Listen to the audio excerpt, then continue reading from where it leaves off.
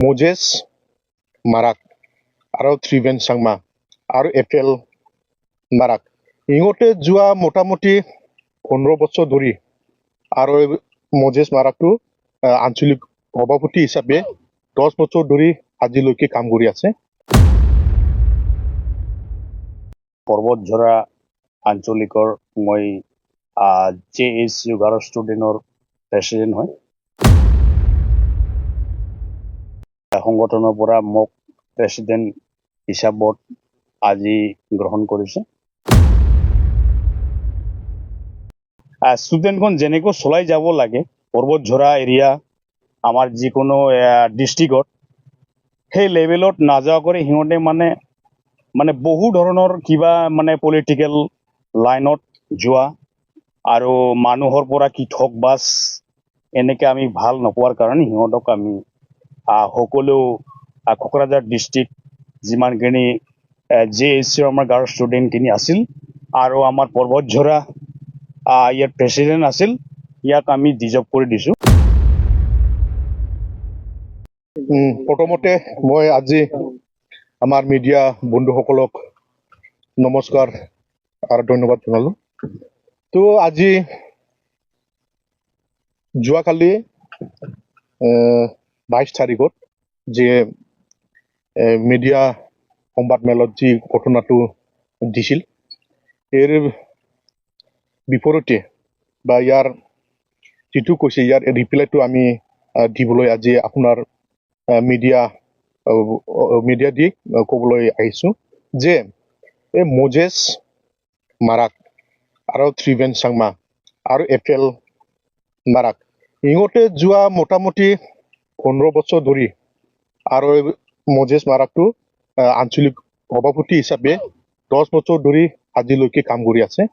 তো সিহঁতে ইমান দিন দীৰ্ঘ ধৰি কাম কৰি থাকোঁতেও কোনো এটা এক্সিকিউটিভ মিটিং বা কোনো এটা জেনেৰেল মিটিং আমাৰ পৰ্বতঝৰা অঞ্চলত কৰা নাই। তো গতিকে এই পৰ্বতঝৰা ৰাইজে আমাক কৈছে যে ইহঁতক বাদ দিব লাগে। এই মৰ্মে আমি যোৱা তাৰিখত আমি এটা মিটিং মাতি নতুনকৈ আমি পৰ্বতঝৰাত গাৰো ছাত্ৰ সন্থাক চলাই লৈ যাব কাৰণে যিটো বডি ফৰ্ম কৰিছে আৰু ইয়াৰ বিৰুদ্ধে সিহঁতে তাৰমানে উল্টা ফাল্টা বকি আছে। তো গতিকে মোজেছ মাৰাকক মই ক'বলৈ আজি আহিছো যে নিজে ইমান দিন ধৰি মোজেছ মাৰাকে কোনো এটা মিটিং পাতিব নোৱাৰাকৈ সভাপতি আছিল। তো যোৱা দিনৰ ভিতৰত তাৰমানে আমাৰ যিটো ইহঁতক বডিটো ডিজৰ্ভ কৰি নতুনকৈ বনাই দিয়াৰ লগে লগে উঠা পৰা কৰিছে ইহঁতে। তো মোজেছ মাৰাকক মই ক'ব খুজিছো যে তুমি কি লাজ নালাগে নেকি? এই মোজেছ মাৰাকৰ কেৰেক্টাৰটো আমাৰ পৰ্বতঝৰা গোটেই অঞ্চলৰ গাৰো হোক ৰাভা হোক বড়ো হোক চবেই জানে মোজেছ মাৰাকৰ কেৰেক্টাৰটো কেনেকুৱা। এই তাৰমানে মানুহজন এই বেলেগৰ ঠাইত কিবা এটা হেল্থ গ্ৰুপৰ পৰা বা কোনো একটা ক্লাবৰ পৰা বা কোনোবা মানুহক তাৰমানে লোন কৰি দিব বুলি অনেক মানুহৰ পৰা টকা পইচা লয় আৰু নিজৰ গাঁৱতে পৰাও এনেকুৱা টকা পইচা লয়। ইয়াৰ কাৰণে আমি বাধ্য হৈছো, আমাক কমপ্লেইন আহিছে, ইয়াৰ কাৰণে আমি বাধ্য হৈছো তাক ডিজৰ্ভ কৰিবৰ কাৰণে তাক আমি ডিজৰ্ভ কৰি দিছো। চ' গতিকে দালালি কৰে। আমি সেইটোৱে ক'ব খুজিছো যে গাৰো ছাত্ৰ সন্থাক তাক এৰি কিনে যদি দালালি কৰিব ইচ্ছা আছে দালালি কৰি লওক, দালালি কৰক, আমাৰ কোনো বাধা নাই। কিন্তু আমি এইটো নিদিওঁ কেতিয়াও যে গাৰো ছাত্ৰ সন্থাত সভাপতি হৈ দালালি কৰে, এইটো কেতিয়াও আমি মানি নলওঁ। আৰু মোজেছ মাৰাকে চাওঁ আজিৰ দিনত ক'ৰবাত যদি মহামায়া ক'ৰবাত যদি ঠিপকায় বা আমাৰ সৃষ্টিত কোনো ঠাইত তাৰমানে সোমাব নোৱাৰে, কাৰণ কাৰোবাৰ পৰা পইচা পাব লগা আছে বা কোনোবাই মোজেছৰ পৰা পইচা পাব লগা আছে, এনেকুৱা বস্তু তাৰমানে কোনো ঠাইত সোমাব নোৱাৰে। আজি যদি মহামায়াত যায় তেনেহ'লে বাইকত যদি যায় এই হেলমেটটো পিন্ধি যায়, হেলমেটটো নুখোলে, কাৰণ ৱক দেখিলে তাৰমানে মানুহ দৌৰে। এনেকুৱা তাৰমানে ষড়যন্ত্ৰ তাৰমানে দালালি কৰি আছে তাই। আজি লেবেল কৰি আছে যে গাড়ী লৈ ক'ৰবাত যায়, কিন্তু চাওক নিজে ঘৰতে কোনো একো নাই মানুহজন তাৰমানে দালালি কৰি এনেকুৱা হৈ গৈছে। মানুহ অভিশাপটো পাব না, মানুহ অভিশাপটো পাব। তাৰমানে নিজে যদি কাৰোবাক যদি অন্যায় কৰে এই অন্যায়টো ওপৰৱালাটো দেখি আছে। এইটো কাৰণে মোজেছ মাৰাকক মই কৈছো যে আজি আপোনাক এই পৰ্বতঝৰা অঞ্চলত কোনেও আপোনাক একচেপ্ট নকৰে বা মেজৰিটি হিচাপে আমি 2-3টা ডিষ্ট্ৰিক্ট আছে, আমাৰ লগত আঞ্চলিকবিলাকে আছে, তেওঁৰ লগত কোনো আঞ্চলিকো নাই, কোনো ডিষ্ট্ৰিক্টো নাই, কোনো তাৰমানে সংগঠনৰ যিবিলাক লিডাৰশ্বিপ আছিল তাৰ লগতে নাই। ইয়াৰ কাৰণে আমি মজেছ মাৰাকো কৈছে যে আৰু যোৱাকালি আমাক অপেন চেলেঞ্জ দিছে মজেছ মাৰাকে, আমাক কেতিয়াও বোলে আমাৰ পৰ্বতজোৰা অঞ্চলত বোলে মিটিং পাতিব নিদিব বোলে। তো মই তাক ৰিপ্লাইটো দি আছো, মই মিটিং পাতিমেই, জাতিৰ কাৰণে মই ভালৰ কাৰণে মিটিং পাতিব। যদি দম থাকে তেনেহ'লে মোক এই মিটিং কৰাটো বাধা দিয়ক, মই কোনো তাক বাধা কৰা নাই।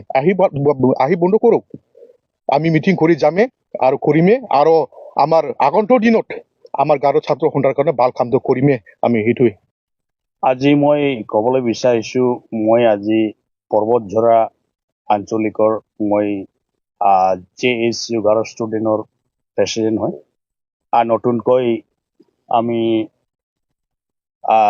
যিকোনো আমাৰ সেইটো সংগঠনৰ পৰা মোক প্ৰেচিডেণ্ট হিচাপত আজি গ্ৰহণ কৰিছে।